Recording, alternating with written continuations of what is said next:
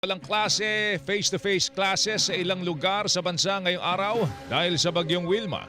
Walang pasok sa lahat po ng antas pampubliko at pribadong paaralan sa Ginobatan at UAS dyan po sa Albay, San Fernando, Masbate, Pandan at Viga sa Catanduanes, Clarin, Calape at Garcia Hernandez sa Bohol, Tanawan, Leyte, Tacloban City, Leyte, maging ang pasok sa tanggapan po ng pamahalaan.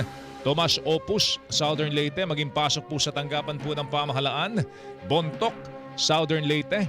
Kalmiga, Pagsanghan at Gandara dyan naman sa Samar.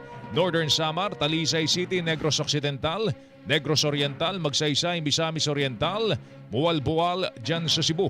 Wala namang klase mula ho sa kindergarten hanggang senior high school, public and private, sa Cagayan de Oro City. Suspendido naman ang face-to-face classes sa lahat po ng antas sa mga pampubliko at pribadong paaralan sa Kamalig, Santo Domingo, Pulangi, Tabaco City at Daraga dyan naman sa Albay.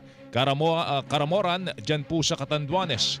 Karkar, Naga City, Minglanilla dyan po sa San Fernando, sa Argao, sa Dalaget dyan po sa Cebu. Cordova, Cebu, public schools lamang.